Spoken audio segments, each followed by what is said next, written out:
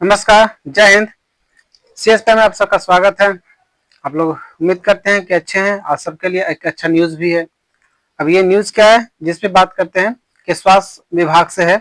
ठीक है, बिहार के स्वास्थ्य विभाग से एक न्यूज़ है। अब इस न्यूज़ में क्या है जिसको एक डिटेल पूर्वक देख। एक्चुअली ये है क्या कि देखो विधान परिषद में एक है जो कि बजटीय कार्यक्रम में ये एक बताया गया। अब क्या बताया गया इसके बारे में एक चर्चा कर लेते हैं। देखिए, बहुत अच्छी बात यह है कि आप सब स्वास्थ्य विभाग का एक कोई ना कोई कोर्स किए हुए हैं और ये अच्छी बात है, खराब बात नहीं है। यहाँ वैकेंसी आपको 1 साल रुक सकता है, मैक्सिमम 2 साल रुक सकता है, लेकिन तीसरा साल सरकार नहीं रोक सकता है। ऐसे क्रम में बहुत सारे लोग रिटायर होते हैं, न्यू ज्वाइनिंग होती है और ये होती रहेगी, निरंतर होती रहेगी, निरंतर होती रहेगी। इसलिए आप लोग मायूस मत होइए, ठीक है। अभी फिलहाल चूंकि 5,000 का जो जो रिजल्ट घोषित हुआ है ना, ये तो बहुत अपसेट है, अप एंड डाउन वाले है, ठीक है। खैर इसमें सिलेबस का भी उठा पटक है, तब से तो क्लियर हो गया कि 2 एग्जामिनेशन जब आया उसकी सिलेबस तो फिक्स हो गया। तो नेक्स्ट आने वाली जो सिलेबस है सेम पैटर्न यही रहेगी। जो कट ऑफ जो देख रहे हैं कि आज माने कि 46 प्लस है या फिर 50 है, जो भी है आउट ऑफ 60 में, तो ये एक एवरेज ऑफ ड्यूरेशन है। अब हर साल क्वेश्चन का पैटर्न कितना ऊपर अप एंड डाउन हो जाए, इसमें आप 1 नंबर 2 नंबर आप कट ऑफ में आप ऐड कर ही लीजिए। कि अगर आपने पिछले बार इस बार आपने अगर 36 लाए हैं और अगर कट ऑफ नहीं है तो आपको कम से कम आपको 10 नंबर और 46 का एक एवरेज लेके चलना पड़ेगा कि आप कम से कम एक राउंड ऑफ बोले तो 50 नंबर आउट ऑफ 60 में आपको है, जो कि हर टेस्ट में जब आप टेस्ट लगाते हैं, ठीक है। टेलीग्राम का टेस्ट नहीं माना जाता, ठीक है। टेलीग्राम पे जो टेस्ट लगा रहे हैं उससे आप अलर्ट होइए। ऑफलाइन में टेस्ट जो है वो ग्रुप में लगाइए या फिर कोई टीचर या इंस्टीट्यूशन कहीं भी लगाइए, लेकिन टेलीग्राम पे जो चैनल पे आप जो 100 रुपया 200 रुपया लेके टेलीग्राम पे चैनल पे लगाते हैं वो मेरे हिसाब से तो वो नहीं। लेकिन आप लोग अपने आप को नहीं, पढ़ने का तरीका क्या है कि इंसान माने कि स्टूडेंट्स किसी भी लेवल में किसी तरह से किसी परिस्थिति में पढ़ सकते हैं, ठीक है। किसी एक का सोच अलग होता है, दूसरे की सोच अलग होता है। कारनामा उनका जो टेक्निक होती है, स्किल्ड होता है, वो अलग तरह का होता है। इसलिए मैं किसी के एक का नहीं कहता, लेकिन मेरे हिसाब से जो टेलीग्राम पे जो आप लगाते हैं, मेरे हिसाब से वो ठीक नहीं। आप पीडीएफ यानी बुक्स में पढ़िए, बनाइए, या किसी इंस्टीट्यूशन में ज्वाइन करके आप है ना ग्रुप में टेस्ट दीजिए, वो ज्यादा बेहतर है। ऑफलाइन मैं कहूंगा, इसका मतलब कि ऑफलाइन ज्यादा बेहतर है ऑनलाइन से, मैं यही कहूंगा टेस्ट के मामले में। तो उसमें जब डिस्कशन होता है तो वो दिमाग खुलता है, दिमाग का बत्ती बल जम जाता है। एक कट ऑफ पे पहले मैं चाहता हूँ कि अभी का जो कट ऑफ है, आप लोग बहुत सारा क्लेम है कि मेरे पास 38 नंबर आया लेकिन हुआ नहीं, 36 नंबर आया नहीं हुआ नहीं, और अभी तक तो जो स्कोर कार्ड है किसी को जारी हुआ नहीं कि नॉर्मलाइजेशन में क्या आपका डाउन हुआ और किसी का है जो कि क्या अप हो गया। जबकि कट ऑफ बहुत ज्यादा तो है नहीं, है ना। लगभग अप्रोक्स 40 के आसपास 41 42 आपका जो कि कट ऑफ है, तो बहुत ज्यादा है नहीं, ठीक है। तो अभी मैं एक चेतावनी दे रहा हूँ, एक अलार्म दे रहा हूँ, आप लोग अपनी आंख खोलिए। और वैसे लोग जिनकी जिनकी एज एकदम कारगर है, जो जिनकी एज 40 के आसपास है, ठीक है, क्योंकि आप लोग का सिर्फ 42 ईयर्स का ही है जो कि वैलिड माना जाता है, ओके। हाँ, उसके बाद फिर अगर आप चले जाते हैं क्या कैटेगरी में, तो फिर आपका रिजल्ट भी कैटेगरी में ही होगा। U R can't fight, okay, in general U R category, okay. Category by category wise cut off हमेशा उससे ज्यादा होता है, उसके लिए ज्यादा होता है और टफ भी होता है, क्योंकि लिमिटेड सीट होता है और कैंडिडेट्स है जो कि बहुत ज्यादा हद तक रहते हैं। इसीलिए कैटेगरी वाइज फाइट करने से बेहतर है कि आप यूआर में ही फाइट कर लीजिए विद इन 40 है। तो जो 39 38 40 को टच कर रहे हैं वो आपके लिए तो बहुत बड़ा नोटिस ये है कि आप अभी जो मार्क्स लाए हैं 36 38, इसमें 10 प्लस आप अपना एक एवरेज लेके चलिए। क्या पता कि वैकेंसी डिले कर दे, साल भर अगर डिले कर दिए तो आप चल जाए कैटेगरी में, तो आपकी जो जिस तरह का तैयारी रहेगा फिर आप कट ऑफ में जो कि लंझड़ा में फंस जाएगा, है ना। ये ईबीसी और बीसी और एससी और एसटी के चक्कर में रह जाइए, ईडब्ल्यूएस के चक्कर में रह जाइएगा। क्योंकि अभी तो ये फिक्स हो गया ना कि अब कोई एज का, अगर क्या लिखा हुआ कि अगर कोई एज का एवरेज लेता, मैंने कि फायदा उठाता कि मैं एक कट ऑफ जो यूआर का कट ऑफ जो क्या महिलाओं का क्या रहता 40 रहता, ठीक है, 40 और 42 रहता, 42 रहता, ठीक है, सारे महिलाओं का 42 रहता। तो 42 से अगर प्लस आपका हो जाता है, ठीक है, तो फिर आप किस में जाते हैं, बीसी में। बीसी कैटेगरी में ईडब्ल्यूएस का तो मिलता नहीं एज का, तो बीसी और एससी में जाते हैं, तो आपका रिजल्ट आपका इसी कैटेगरी में होगा, आप चाहे कितना नंबर ले आइए। ओके, मैटर समझिए, आप 60 में अगर 60 भी लाते हैं तो आपका रिजल्ट बीसी और एससी में ही मिलेगा लगेगा। अगर आपकी काम कम इससे है, अगर बीसी वाले कैंडिडेट आपसे ज्यादा ले आए हैं, फिर उसको ज्यादा प्रिविलेज मिलेगा, आपको कम मिलेगा। ठीक है, प्राथमिकता उसकी ज्यादा मिलेगी, आपकी कम मिलेगी। आप कितना नंबर ले आइए, तो यूआर में नहीं जाइएगा, आप इसी में जाइएगा। ओके, खैर ये तो मुद्दा अलग की है। तो बात आज चर्चा कर रहे हैं क्या कि 44,322 एएनएम की जो नियुक्तियां होगी, ये मंगल पांडे जी जो स्वास्थ्य मंत्री है वो इन्होंने जो कि एक आश्वासन दिया, ये आश्वासन है, आ नहीं रहा, इसलिए आप अलार्म नहीं है। हाँ, लेकिन 2026 में, यानी कि 2026 में आपकी ये वैकेंसी है ना, डेफिनेटली आपको 10,000 के आसपास में आपको देखने को मिलेगा।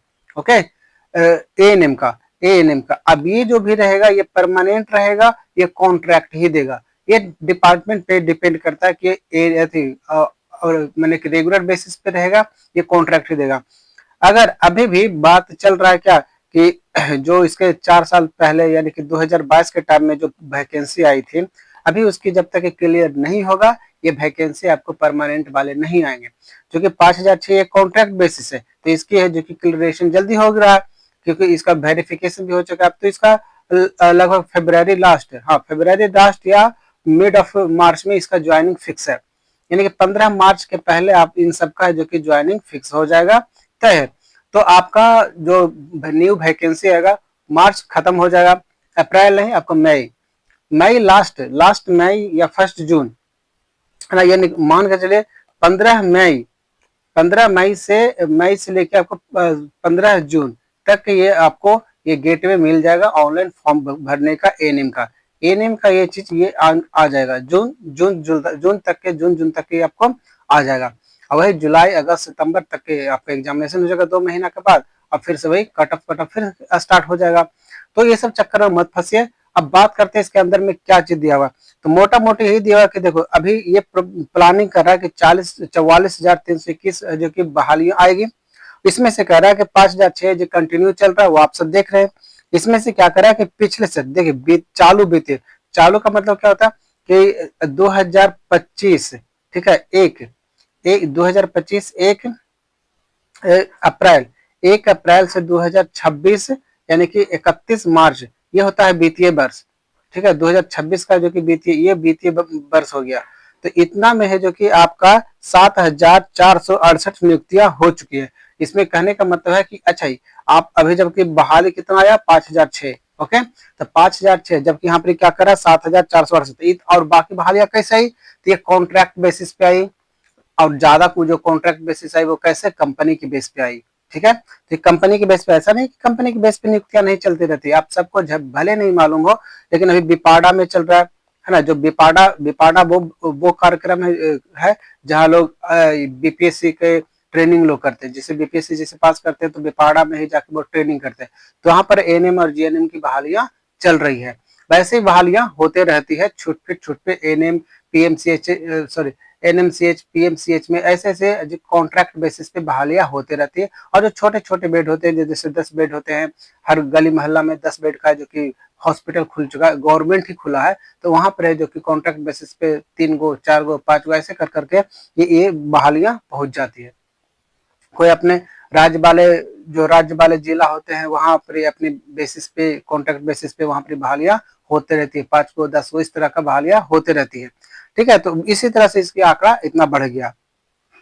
अब इसमें ये फिर ये कह रहा है क्या कि हम आगामी जो कि 1 साल में ये बहालियां करेगी, तो 1 साल में तो ये नहीं कर पाएगा, ये तो तय है कि 1 साल में 44,322 नहीं आएगा, नहीं आएगा। ये आपको 10,000 के आसपास में ये आपकी बहालियां आएगी, ये बात तय है कि आप इतना के आसपास में कह रहे हो कि 8,000 आवे 12,000 आवे ये, लेकिन बहालियां आएगी।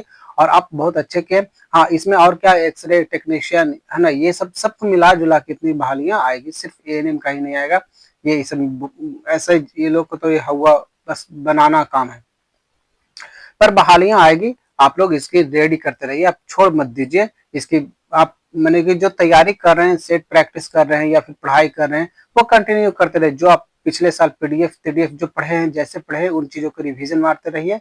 आज सिलेबस तो यही कि आपको बाहर की दुनिया से करंट अफेयर है ना, एक होता है ना करंट अफेयर, ये सब आपको जो कि टच नहीं करना, तो ये सब चक्कर में मत फंसिए। हाँ, और तरह तरह की जो बहालियां आती है उसके चक्कर में मत फंसिए, क्योंकि उसके चक्कर में अगर फंसिएगा तो आपका कट ऑफ माने कि डाउन होगा।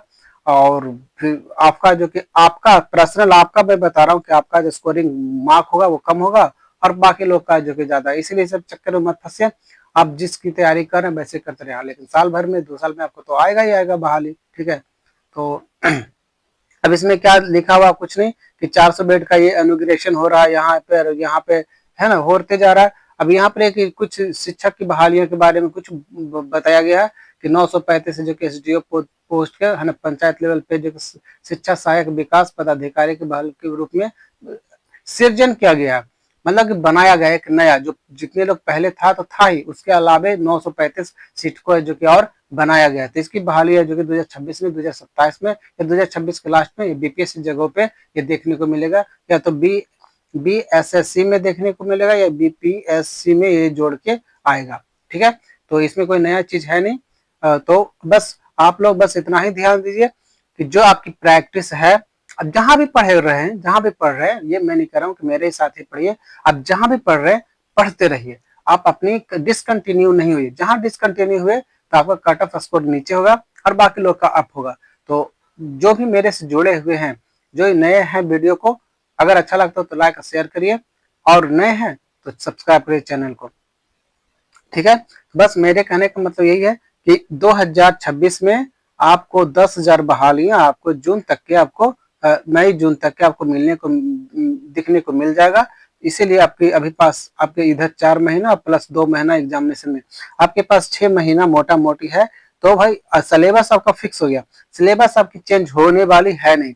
जो सिलेबस इस जो 5006 में आपने जो एग्जामिनेशन दिया, जिसकी जो सिलेबस की अपनी तैयारी किया, उसी बेस को पकड़ के आप इसकी भी तैयारी करिए। इसमें कोई current affair, history, geography, mathematics, reasoning, आपको इंग्लिश एंट्री नहीं होने वाला। जो भी है आपका यही प्रैक्टिकल हो या फिर जो भी पढ़े इसी में आपको आएगा, और अलग से आपकी आएगा नहीं। तो सिलेबस को चेंज मत करिए, सिलेबस वही रहेगा, चाहे जितना भी एएनएम की बहाली आवे, जीएनएम की आवे, उतना ही सिलेबस रहेगा, और उसकी तैयारी करते रहिए, कंटिन्यू रहिए।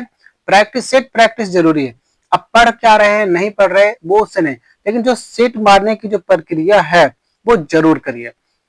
अब जिसके पास ऑफलाइन अवेलेबल नहीं है, जो गांव दूर दराज में रह रहे हैं, या फिर जो कोई अपने जो वर्किंग माने कि वर्किंग सिस्टर है, तो वो आप प्रैक्टिस जो कर रहे हैं वो प्रैक्टिस करिए। आपको जहां भी हो, टेलीग्राम पे हो तो टेलीग्राम पे करिए, लेकिन बस अपनी टेक्निक को है जो कि अपनी स्किल को बढ़ाते रहिए, अपनी टेक्निक और स्किल को जो बढ़ाते रहिए। आप टेलीग्राम पे ही मार रहे हैं, लेकिन मैं मेरे से अगर पूछा जाए, पूछिए, तो मैं सिर्फ कहूंगा आप बेहतर से बेहतर सेट प्रैक्टिस करिए, और वो भी ऑफलाइन किसी अच्छे टीचर के गाइडलाइन में, ठीक है। और नहीं तो आप खुद 10 से 11 बंदे को यानी कि अपने ग्रुप में एक शामिल करिए और इसी को जो कि सेट प्रैक्टिस करिए इसी में, ठीक है। तो बस इतना ही था, मिलते हैं नए वीडियो में, तब तक के जय हिंद।